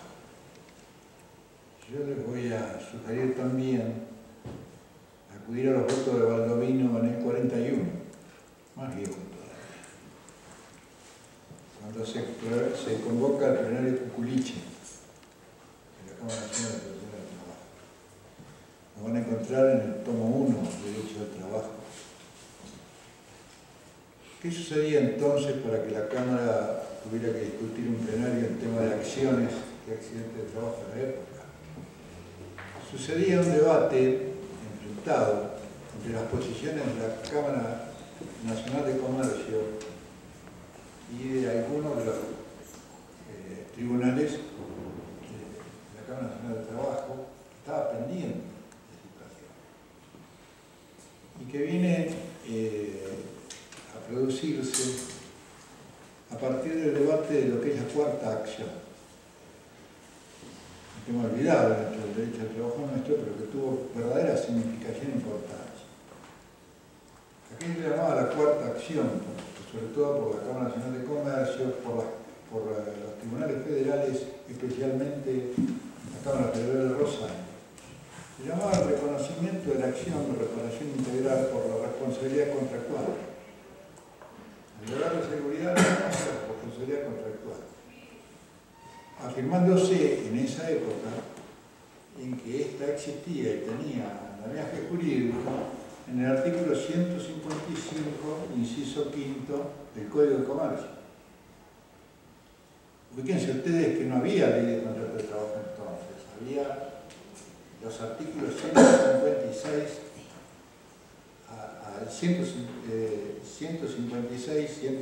154 a 160 del Código de Comercio, que fueron derogados por la ley de contrato recién en 1974. Y que todo este debate, cuando uno refiere a esa fecha, lo hace a partir del derecho positivo que el Código de Comercio establecía. Y el Código de Comercio tenía una clara norma, es el 155, inciso quinto, que dice que el daño sufrido en ocasión en los bienes del trabajador debe ser reparado. En los perjuicios. Esa norma es el origen, el fundamento y la circunstancia del 156, del 76 de la Ley de Contrato de Trabajo. En esa época se debatía esto como la cuarta acción. Y la Cámara de Comercio aplicaba la reparación integral basándose en ello, la Cámara Nacional de Comercio, y algunas de las salas siguieron aplicándola en la década del 40, constituida los tribunales de trabajo, y en el 50, cuando vos estabas haciendo mención, 51 ya es pleno esto, y especialmente lo hacía aceptando a la plena existencia de esa acción para llegar a la reparación integral el Procurador General del Trabajo, Soledad Arae, y la sala Baldovino, padre de que supongo yo, presidente de la Sociedad Argentina de Trabajo. Este tema, que es el de las acciones en función de ello, la reparación integral, está profundamente conectado con la naturaleza. Cuando uno comprende el deber de previsión como un deber contractual que la ley protege, pero que tiene su origen en esto, y lo puede encontrar también ese deber contractual en todas las garantías de seguridad, en todos los contratos, y en el Código de Comercio y en el Código Civil,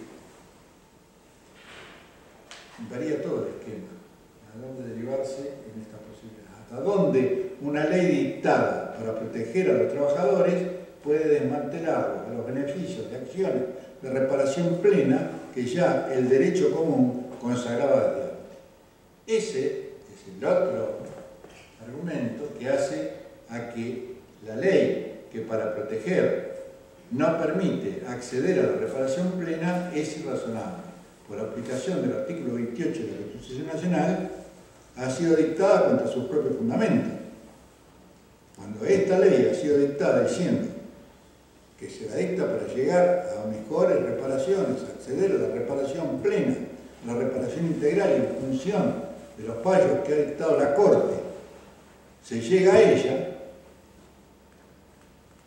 termina contradiciendo el artículo 28.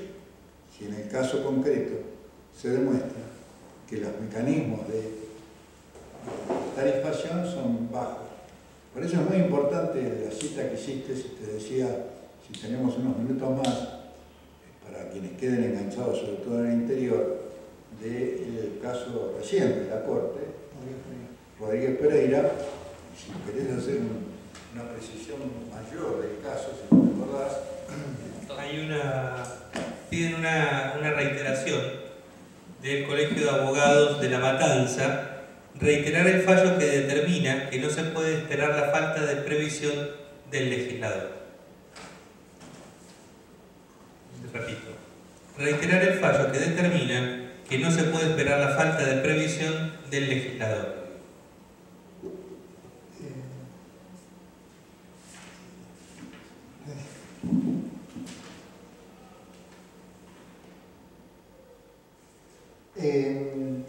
Fallos, realmente hay muchos, menciona uno.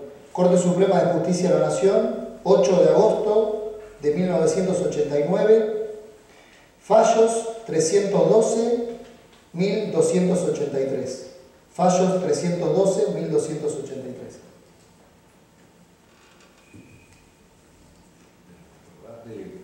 El caso Rodríguez Pereira corresponde al régimen con que cuentan los trabajadores, los que se incorporan a las Fuerzas Armadas, de reparación si sufren daños cometidos en ocasión del cumplimiento de su deber. Y ese es el caso de un conscripto, que cuando tienen una indemnización, que no es, cuando tienen una incapacidad a raíz de un accidente, y ese era un conscripto que pierde parte de la mano con una amasadora, es decir, trabajando dentro de sus funciones, como cualquier otro trabajador, como un panadero común, tiene un accidente, pero revistando como conscripto, ¿no? Y entonces el sistema de regulación de esto le reconoce una indemnización a quienes no acceden a las indemnizaciones mayores, a las capacidades mayores. Le reconoce 36 sueldos y la proporcionalidad de la incapacidad. Es decir, crea una tarifa, como existe la tarifa en la 24.557, hay una tarifa especial para los incorporados a las Fuerzas Armadas que tiene esta clase de accidentes. Y lo que se discutía en ese caso era si podía acceder a la reparación plena, además de haber cobrado esa indemnización tarifada proporcional. Y la Corte decide en función de estos conceptos y se conecta directamente con Aquino y con toda esta conceptualización de fortalecimiento de los derechos humanos en la LR en su nueva versión. Y aquí recordando que la Corte también la importancia del fallo es que deja de lado una jurisprudencia que estaba sentada en un precedente de Bertinotti, donde la Corte había considerado que la ley militar preveía un régimen indemnizatorio especial y que al ser una ley, un régimen indemnizatorio específico que no era un haber previsional, entonces que al establecer o existir un régimen indemnizatorio específico, eso desplazaba al sistema resarcitorio general. Y aquí la Corte mira a tenor de Aquino, y es importante entonces para el análisis de la ley de riesgo porque, contrariamente a Bertinotti, se sostiene que la ley especial no puede prevalecer sobre la general cuando el régimen particular otorga al accidentado un resarcimiento sustancialmente inferior al admitido sobre la base del derecho común. En definitiva, vendría a implicar o a reconocer que la tarifa es el mínimo resarcitorio y que la percepción de ese mínimo no puede implicar la imposibilidad de que el damnificado acceda a lo que otorga el derecho común. Hay otro tema que me parece que tocaste casi lateralmente, y que es la naturaleza de la indemnización en sí. La ley ha sido creada como un seguro social obligatorio. En sus fundamentos y circunstancias, con sus prestaciones, no deja de ser una ley que está dentro del sistema de la seguridad social. Siempre el movimiento obrero pidió leyes de cobertura de los accidentes de trabajo a través de seguros sociales obligatorios sobre la seguridad social, y eso es lo que en el mundo de países desarrollados se cumple, y eso es lo que manda nuestra Constitución. Y esta ley ha sido dictada dentro de ese esquema. Es un seguro, es una indemnización esta a la cual se accede dentro de la seguridad social. Y la seguridad social es irrenunciable. Los demás argumentos sobre la irrenunciabilidad a partir de la presunción legal contradecirían la programación constitucional de la seguridad social en el artículo 14. El reglamento colateral de la naturaleza en sí de la prestación, que exista un derecho de daños cuando los costos externalizados de las empresas están socializados con la seguridad social, y es bueno y es sano. Lo que no puede ser posible es que ante un daño sufrido quede subsidiado por la víctima, porque ni el sistema de seguridad social ni el dañante se hacen cargo de él. Tengo una pregunta. El doctor Cruyet, próximo conferencista, se nos adelanta. Para los dos, pero para el doctor Formalo, a ver si nos puede ampliar un poco esta posibilidad de acceso a una reparación plena o con pretensiones de plenitud, accionando aún dentro del sistema especial de la ley de riesgo. En ese caso, ¿qué norma habría que cuestionar y bajo qué doctrina constitucional lo podríamos hacer?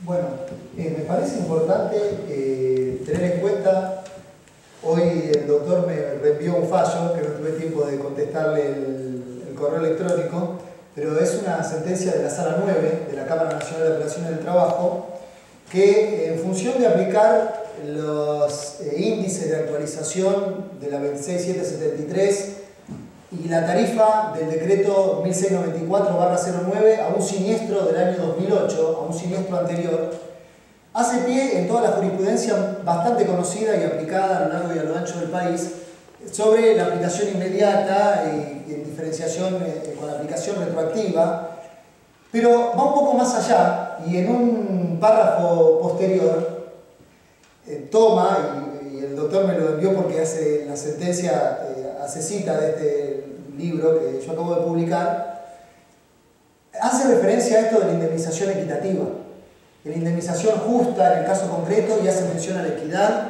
y toma estas pautas, y eso es muy importante.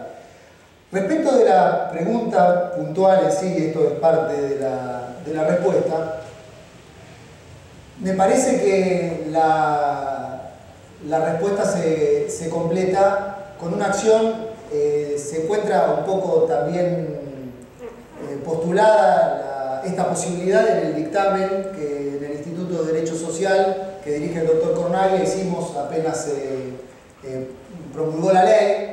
Me parece que está publicado en la página de internet, el dictamen del Instituto de Derecho Social de la Universidad Nacional de La Plata sobre la ley 26173, y es que desde o con fundamento en la ley especial puede encontrarse una reparación plena. Es algo que también a los que formaron parte o asistieron o vía internet escucharon este primer recurso, es una posibilidad a la que incluso pareció acceder, o claramente accedió el doctor Juan Carlos Fernández Madrid. Me parece que la estructura es, desde el artículo 19 de la Constitución Nacional, desde el artículo 28, desde el artículo 14 bis, desde la equidad en el sistema reparatorio, desde la aplicación de los postulados de la Corte Suprema de Justicia de la Nación en la causa Luca de Oz, donde en una acción que que ha terminado sistémica, porque Luca de Oz se inició como una acción donde también se demandaba al empleador, pero la responsabilidad del empleador quedó sin tratar porque la Corte aplicó el artículo 280, y es una sentencia donde la Corte manda a analizar o a otorgar reparaciones plenas citando a Aquino y a Arostegui, donde cuando la demandada y condenada es un RT. Y bueno, y esto se profundiza con la ley 26.773, donde en el mensaje de elevación se declama el objetivo de la ley de otorgar reparaciones plenas. Y esto se profundiza en el artículo tercero de la 26.773, donde se otorga un 20% adicional para compensar cualquier otro daño no reparado por las fórmulas. Si la ley en el artículo tercero pretende reparar todo otro daño por las fórmulas, la acción judicial se ciñe a demostrar o a cuantificar, a demostrar la existencia de la cuantificación de ese todo otro daño superior al que otorga la fórmula, someter este 20% al control de constitucionalidad y en función de esta misma norma cumplir con el imperativo constitucional y tornar operativo el mandato del legislador de otorgar reparaciones plenas para, vuelvo a reiterar, compensar todo otro daño no previsto, y en función de eso, que el juez, en una acción típicamente laboral, que no va a sufrir y no va a tener los problemas de dirimir o tener que dirimir cuestiones de competencia, se va a poder acceder a una reparación plena. Estaba relaborando, ¿no? Y creo que cometí un error cuando le dije al plenario Cuculichi del año 41 no puede ser del año 41 nunca. Lo que estoy recordando son los fallos de la Cámara Nacional de Comercio de la época. El plenario Cuculichi debe ser del 51 por ejemplo. Hago una rectificación, pero la recomendación es válida. Léanlo porque es realmente importante. Ese plenario y después el posterior, el plenario 99, Rubir, que define el tema de las acciones también, basándose en la consideración de las normas del Código de Comercio, en esa época, son los que nos ayudan a entender cómo se subsumen las acciones entre sí. El otro tema que vos tratabas, el de la pluridimensión y los regímenes, es doblemente importante. Es decir, en el derecho civil está claro que desde la reforma del 68, las tesis de Llambía sobre el 1074 que vos planteabas quedaron totalmente descolocadas. Siempre habían sido cuestionadas por la cuestión de Llambía y los Congresos Nacionales de Derecho Civil mayoritariamente planteaban la unicidad del régimen, de los regímenes reparatorios de daño, el análisis de la culpa por igual en la contractualidad y la contractualidad, y desde el comienzo estaba vislumbrado en esa época que no bastaba con reconocer el régimen de contractualidad y extracontractualidad. ¿Por qué? Porque estaban haciendo el régimen de la responsabilidad objetiva. La responsabilidad por riesgo venía expandiéndose a paso vista, a partir del derecho social, desde el riesgo profesional, pero ya en el derecho civil entonces. En los años 50, 60, 70, quedó definitoriamente establecido que la antinomia contractualidad y extracontractualidad no podía abarcar la problemática de la responsabilidad por riesgo. Las responsabilidades objetivas penetran lo contractual y lo extracontractual, pasean por todo ello. En la reforma del Código Laboral y del Código Civil y Comercial proyectada, se le dedica un capítulo a la responsabilidad contractual objetiva. En eso adelanta bien en la posición general. Después, cuando se baja a la normativa, se descubre que el mejor andamiaje de Vélez para llegar a esa conceptualización es desarmado. Pero que se está dentro de la previsión de que la responsabilidad objetiva pasea por la contractualidad, pero la contractualidad a través de sus presupuestos independientes. En concreto, eso está claro. Cuando uno entendió ese tema de que hay esta forma de llegar a la responsabilidad a través de las responsabilidades objetivas contractuales, está en el marco de la responsabilidad contractual.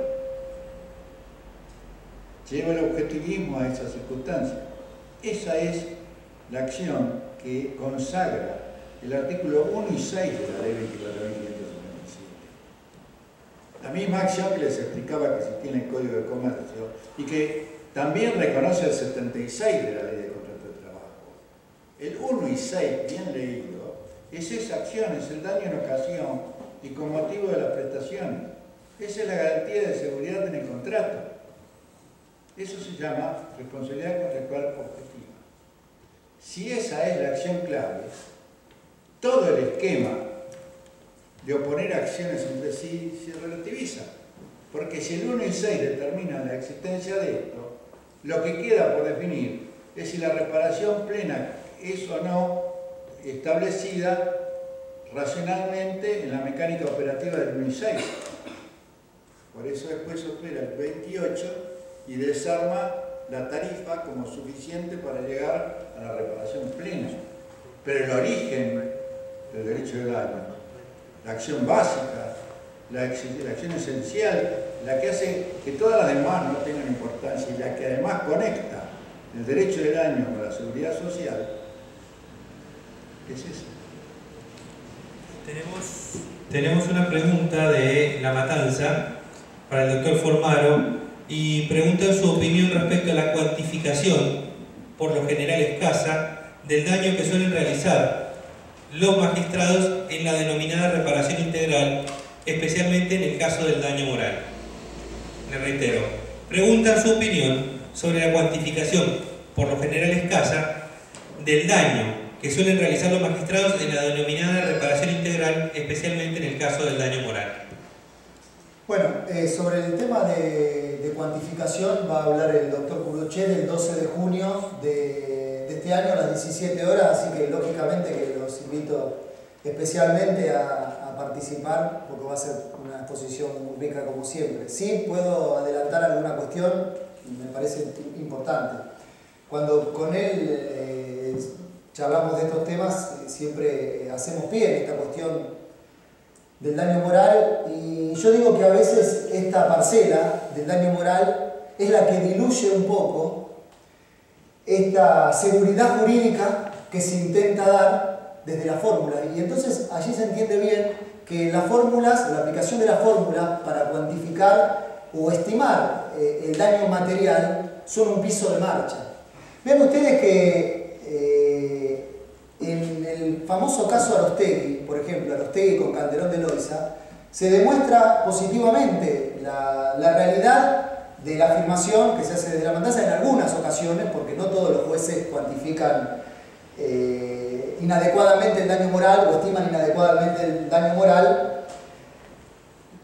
¿Y por qué digo esto? En Arostegui con Pametal Peluso se trataba de un trabajador de 23 años, perdió 4 dedos de una mano, 3 dedos de la otra, es decir, 7 dedos, y portaba un 75% de incapacidad y tenía cargas de familia.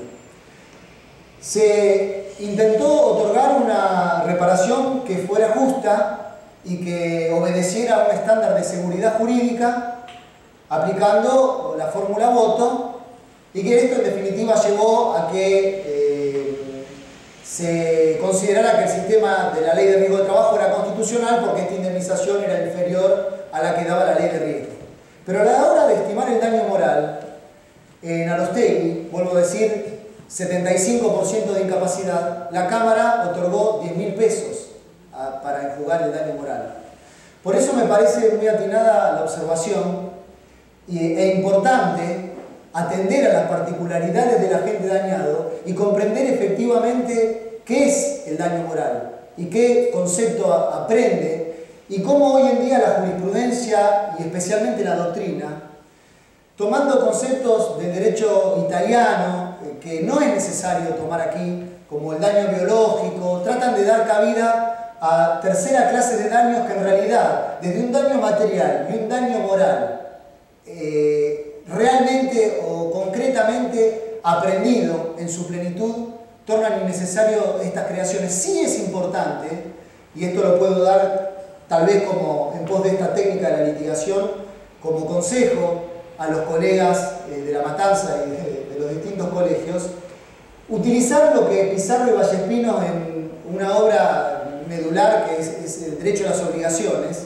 en uno de los tomos ellos refieren a categorías o clases de daños o de dañosidad o supuestos, locuciones usuales, dicen ellos, locuciones usuales que comprenden formas de dañosidad moral o material. Entonces ellos dicen, conviene, quizás es útil utilizar la noción de daño estético, quizás es útil utilizar la noción de daño psicológico, pero no para crear terceras clases de daños, sino para obligar a los jueces, dentro del daño patrimonial y dentro del daño moral, a tener efectivamente en cuenta esto, ¿sí? Si nosotros planteamos esas demandas y tratamos de bucear y no simplemente tomar un porcentaje en función de tratar de indemnizar el daño moral, pienso que de alguna forma obligamos al juez a también tener que en su sentencia profundizar y demostrar que con esta indemnización que se otorga para enjugar los daños no materiales, se está dando una cuantía dineraria que permite acceder a bienes, ¿sí?, en el sentido material, que de alguna forma vengan a menguar ese daño, en este caso por ejemplo la pérdida de 7 dedos, que ninguna entrega de dinero va a poder en definitiva venir a jugar. Gran tema pendiente, la tarifación. Incluso estos días plenarios de la justicia del fuero civil de Rosario sobre la tarifación del daño moral. Hace años ya, en la nota de Peirano, que también definía sus posiciones a favor de la determinación de un daño mínimo tarifado moralmente para la indemnización de la muerte del hijo. Tema que viene concomitantemente a rodear todo lo nuestro y que nos ubica nuevamente ante el problema existente. La tarifa, en base al debate sobre la opción, es importante en la medida en que es un piso de orden público que el legislador establece porque desconfía de los criterios del juez. Ese ha sido el origen de la tarifa. Pero los reñantes se preocuparon por a través de ella conseguir la determinación de los costos y asegurar un límite en el acceso mayor de reparación. Esto es lo que está nuevamente en danza ahora. Tenemos una tarifa para poner un tope, al mismo tiempo que está poniendo un piso, pero pone un tope y el espíritu de la tarifa, en función de la reparación plena, estaría abierto hacia esta concepción. Es un piso garantista de la legislación social perfectamente perforable en la medida en que se pueda probar que no es suficiente. Esta sería la base del tema. Muchas gracias a todos. Esperamos que haya sido útil. Creo que no hay ninguna otra consulta de colegio, ¿no?